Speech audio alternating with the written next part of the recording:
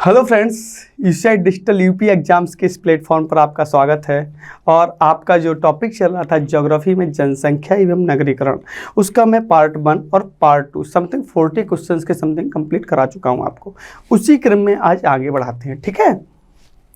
इसमें पहले तो आप ये देख लीजिए, इसमें कुछ जो आपका टाइमिंग है बैचेस की, इसके बारे में बता देते हैं।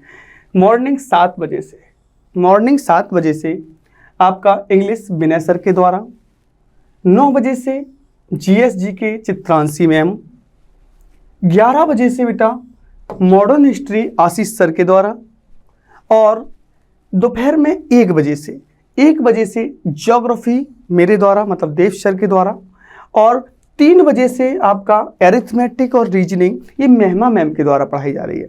किसके द्वारा? महिमा मैम के द्वारा। 5 बजे से शाम को एंशिएंट हिस्ट्री मेरे द्वारा।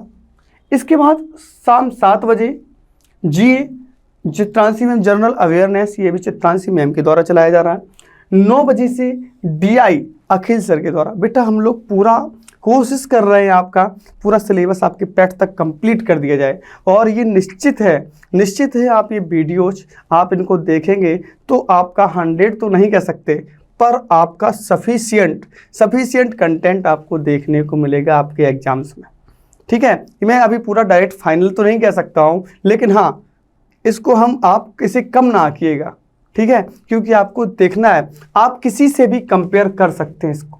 ऐसा नहीं है, आपको अच्छे से अच्छा कंटेंट लाया जा रहा है, ठीक है। तो आप एक बार इसको देखिए और बार बार देखिए। वीडियो आपके शॉर्ट्स रख रहे हैं हम, इसीलिए 15 से 20 मिनट के वीडियोज हैं। आपको लग रहा होगा बहुत छोटे, नहीं, क्योंकि आपको देखने में आपको बहुत सारी चीज़ें पढ़नी है।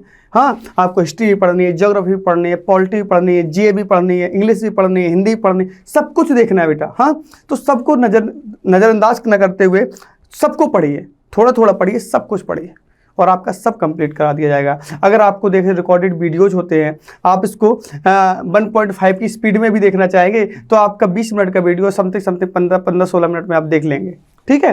तो आप जल्दी से जल्दी देख सकते हैं इसको, और आपके एक दिमाग में आ जाएगा कि मेरे ये क्वेश्चन पढ़ गया है।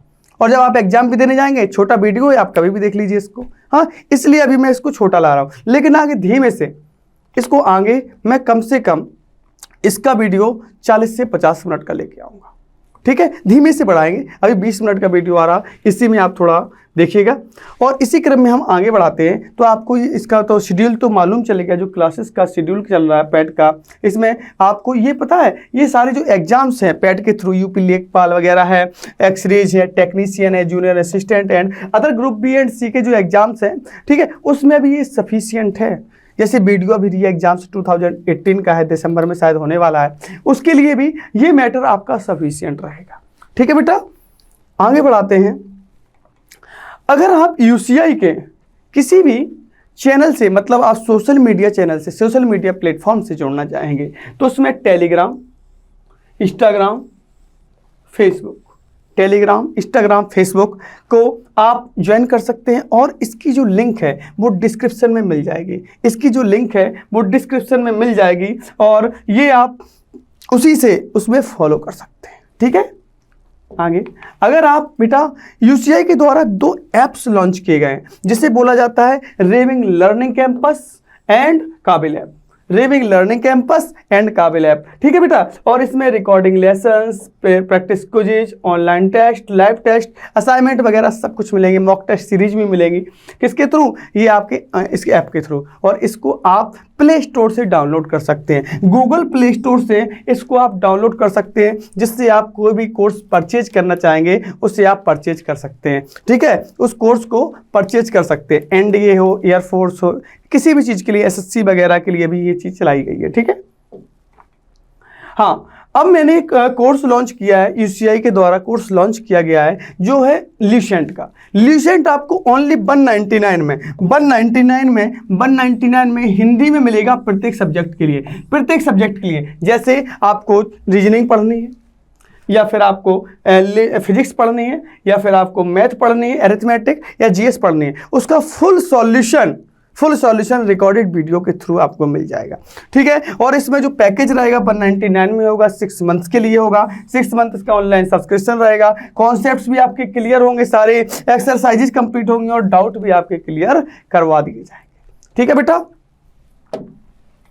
अगर आप एनडीए का कोर्स परचेज करना चाहते हैं, अगर आप एनडीए का कोर्स परचेज करना चाहते हैं तो आप एनडीए के लिए इसको 3000 फी पे करनी होगी, 3000 फी पे करनी होगी। और ये 6 मंथ्स के लिए वैलिड रहेगा। कब तक के लिए? 6 मंथ के लिए वैलिड रहेगा। और इसमें कॉन्सेप्ट्स आपकी प्रत्येक टीचर्स के द्वारा आपके कॉन्सेप्ट्स भी क्लियर होंगे, एक्सरसाइजेज भी कंप्लीट होंगी। और बेटा जो डाउट क्लियर होंगे ना, वो प्रत्येक टीचर का जो सब्जेक्ट होगा वो अपने सब्जेक्ट के डाउट्स क्लियर करेगा, ठीक है। और आपकी 600 प्लस घंटे की आपको रिकॉर्डेड वीडियो आपको दे दिए जाएंगे, मिलेंगे, वो 6 महीने के लिए वैलिड रहेंगे। अगर इसको आप 1 साल के लिए वैलिड रखना चाहते हैं, 1 ईयर के लिए वैलिड रखना चाहते हैं बेटा, तो ये 5000 इसकी फी रहेगी, इसकी फी रहेगी 5000 फी रहेगी। और इसको पैकेज रहेगा ना, ये 1 ईयर के लिए रहेगा, ये 1 ईयर के रहेगा, ऑनलाइन सब्सक्रिप्शन रहेगा। और इसमें कॉन्सेप्ट्स क्लियर होंगे, एक्सरसाइजेज मिलेंगी, डाउट क्लियरेंस होंगे। और आपको 600 प्लस घंटे के रिकॉर्डेड वीडियो भी दिए जाएंगे, 600 प्लस घंटे के रिकॉर्डेड वीडियो आपको दिए जाएंगे, ठीक है। जनसंख्या नगरीकरण का आज पार्ट 3 लेके आए हैं और पार्ट 3 को इसी क्रम में आज आगे बढ़ाते हैं। इसका नेक्स्ट क्वेश्चन होगा, इसका क्वेश्चन में लिखा है भारत में पहली बार जनगणना कब हुई थी? भारत में पहली बार जनगणना कब हुई थी? तो बताइए कब हुई थी भारत में पहली बार जनगणना? भारत में पहली बार जनगणना 1872 ईस्वी में हुई थी। कब हुई थी? 1872 में हुई थी। किसके समय हुई थी?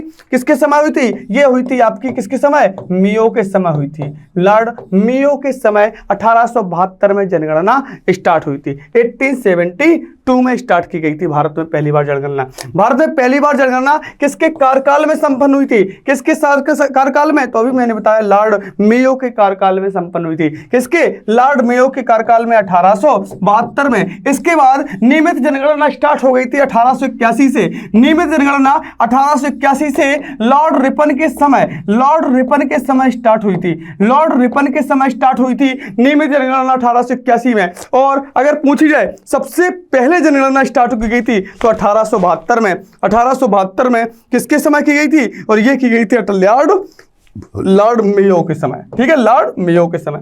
गुड। नेक्स्ट क्वेश्चन, भारत में जनगणना का क्रमवार आकलन कब से प्रति 10 वर्ष के अंतराल पर किया जा रहा है? भारत में जनगणना का क्रमवार आकलन कब से और प्रति 10 वर्ष के लिए किया जा रहा है? किस 10 वर्ष के अंतराल पर किया जा रहा है? ठीक है, तो ये कब किया जा रहा है बताइए? 1872, 81, 91 या 1921। तो हमने आपको बताया कि सबसे पहले तो 1872 में स्टार्ट की गई थी, लेकिन नियमित इसको कंटिन्यू कब से किया गया था? तो 1881 से किया गया था। कब से? 1881 ईस्वी से इसको कंटिन्यू कर दिया गया था। ठीक है, भारत की जनगणना। ठीक है, नेक्स्ट क्वेश्चन, भारत में जन्म लेने वाले 1 अरबवे शिशु कन्या का क्या नाम रखा गया है? भारत में जो जन्म लेने वाले 1 अरबवे शिशु कन्या का नाम, एक कन्या जो थी, शिशु थी, उसका नाम क्या रखा गया बताइए? रीटा, कैटरीना, सुनामी या आस्था? रीटा, कैटरीना, सुनामी या आस्था? बताइए, ये क्वेश्चन आपको नया देखने को मिलेगा। भारत में जन्म लेने वाले 1 अरबवे शिशु कन्या का नाम पूछा गया है। 1 अरबवे शिशु कन्या का क्या नाम रखा गया है? तो उसका नाम रखा गया आस्था। क्या नाम रखा गया है? आस्था। जो एक कन्या ने जन्म लिया 1 अरब, उसका जो 1 अरबवा नंबर था उसमें उसका नाम रखा गया आस्था। ठीक है बेटा,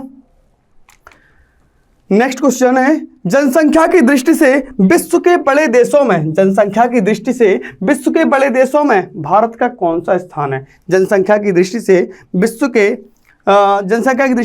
के बड़े देशों में भारत का कौन सा स्थान आता है? बताइए, जनसंख्या की दृष्टि से प्रथम, द्वितीय, तृतीय या चतुर्थ? देखो, जनसंख्या सबसे ज्यादा चीन की है, सबसे ज्यादा चीन की है। और सेकंड नंबर पर कौन आ जाता है? सेकंड नंबर पर आपका कौन सा आ जाता है? सेकंड नंबर पर आपका इंडिया आता है। सेकंड नंबर पर कौन आ जाता है? इंडिया आ जाता है। तो द्वितीय आपका आंसर ठीक हो जाए।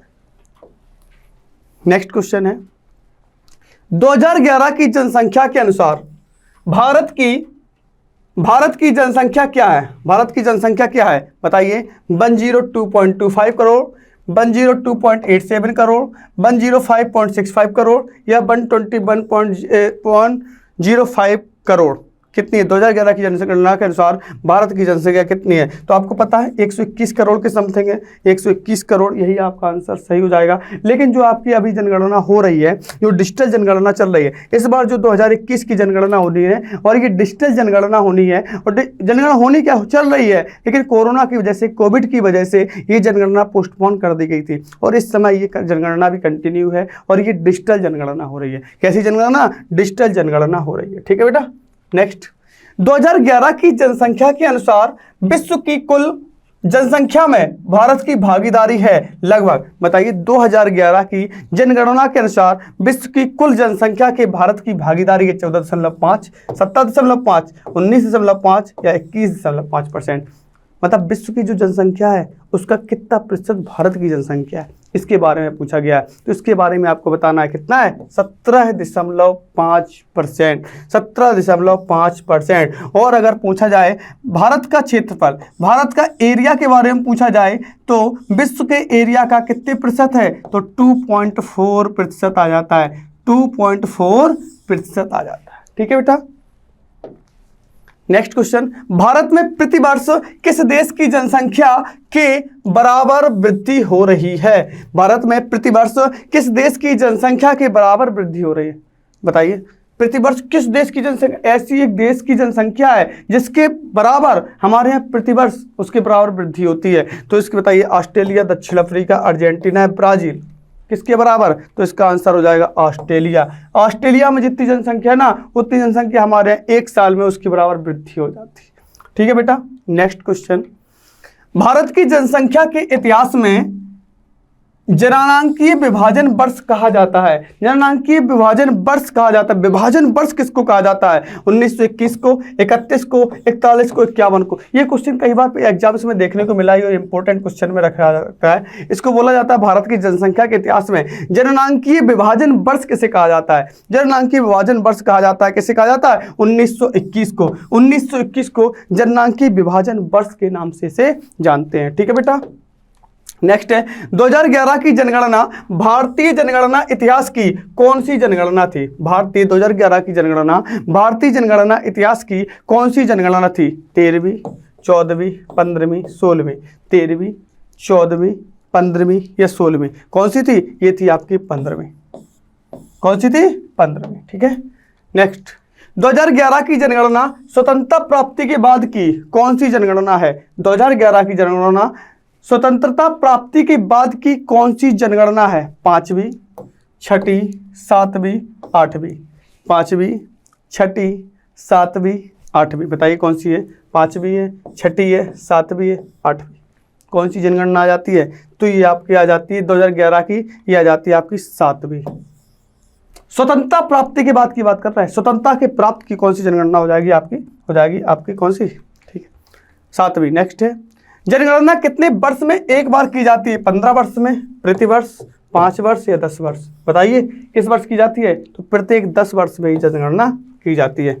नेक्स्ट क्वेश्चन, 2011 की जनगणना स्वतंत्रता के अनुसार किस राज्य की आबादी अधिकतम है? बताइए किस राज्य की है? महाराष्ट्र, तमिलनाडु, उत्तर प्रदेश, केरल। बताइए। तो उत्तर प्रदेश की सबसे ज्यादा आबादी है, केरल सबसे ज्यादा साक्षर राज्य है। ठीक है, केरल सबसे ज्यादा साक्षर है और उत्तर प्रदेश की सबसे ज्यादा आबादी है। ठीक है, उत्तर प्रदेश की सबसे ज्यादा आबादी वाला राज्य है। ठीक है बेटा। नेक्स्ट, जनसंख्या के आकार की दृष्टि से भारत का सबसे छोटा राज्य, आकार की दृष्टि से, साइज वाइज, एरिया वाइज सबसे छोटा राज्य कौन सा है? सिक्किम, त्रिपुरा, अरुणाचल प्रदेश या मिजोरम? बताइए।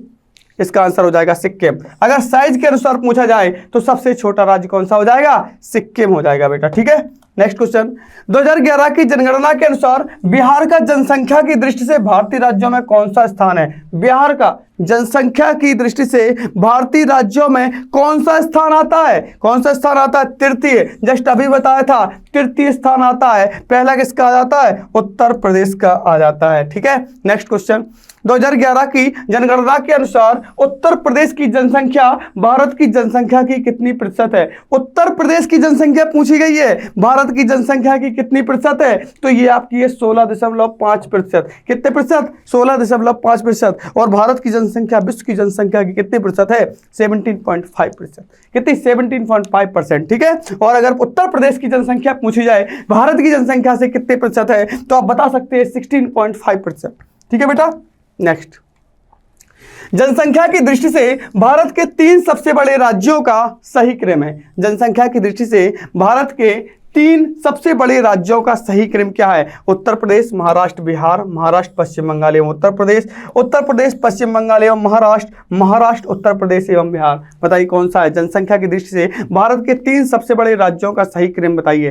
3 सबसे बड़े राज्यों का जो सही क्रम है बताइए वो कौन सा है? तो इसमें आ जाएगा उत्तर प्रदेश, महाराष्ट्र एवं बिहार। ये आपका हो जाएगा सही। ठीक है। सबसे बड़ा जनसंख्या में उत्तर प्रदेश आता है, सेकंड नंबर पर महाराष्ट्र आता है और थर्ड नंबर पर बिहार आ जाता है। फर्स्ट नंबर पर उत्तर प्रदेश, सेकंड नंबर पर महाराष्ट्र और थर्ड नंबर पर बिहार आ जाता है। थर्ड नंबर पर बिहार आ जाता है। ठीक है बेटा। नेक्स्ट क्वेश्चन, जनसंख्या की दृष्टि से भारत के 3 सबसे छोटे राज्यों की सही क्रम है। 3 सबसे छोटे राज्यों का सही क्रम बताइए। अरुणाचल प्रदेश, सिक्किम व मिजोरम, सिक्किम, मिजोरम व अरुणाचल प्रदेश, अरुणाचल प्रदेश, मिजोरम व सिक्किम और मिजोरम, सिक्किम व अरुणाचल प्रदेश। इनमें से कौन सा होगा बताइए? इनमें से आपका कौन सा सही हो जाएगा? तो सिक्किम, मिजोरम व अरुणाचल प्रदेश। सिक्किम, मिजोरम व अरुणाचल प्रदेश, ये आपका आंसर बिल्कुल सही हो जाएगा। ठीक है। नेक्स्ट क्वेश्चन, जनसंख्या की दृष्टि से भारत का सबसे बड़ा केंद्र शासित प्रदेश, सबसे बड़ा केंद्र शासित प्रदेश। अभी तक ओनली राज्य की बात की जा रही थी, अब केंद्र शासित प्रदेश की बात की जा रही है। बताइए कौन है? दिल्ली, चंडीगढ़, पांडिचेरी या लक्षद्वीप? कौन सा है? तो इसका आंसर हो जाएगा कौन सा? दिल्ली। ये आपका आंसर हो जाएगा दिल्ली। कौन सा आंसर हो जाएगा बेटा?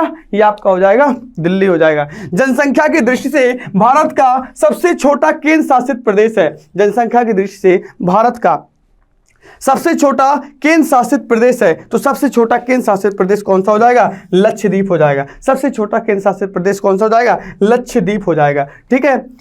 अच्छा बेटा, और लास्ट वीडियो में एक क्वेश्चन गलत हो गया था जिसमें पूछा गया था 50,000 से 19,999 की जो जनसंख्या है उसको किस श्रेणी में रखा जाता है? तो बेटा मैं इसको आंसर बता दूं, श्रेणी सेकंड में रखा जाता है। श्रेणी सेकंड में रखा जाता है। और श्रेणी थर्ड में बेटा जो 50,000 से 20,000 की जनसंख्या होती है उसको श्रेणी थर्ड में रखा जाता है। और श्रेणी फोर्थ में जो 10,000 तक की जनसंख्या होती है या 10,000 से जो ऊपर होती है उस जनसंख्या को किस में रखा जाता है? श्रेणी उसमें फोर्थ में रखा जाता है। ठीक है बेटा।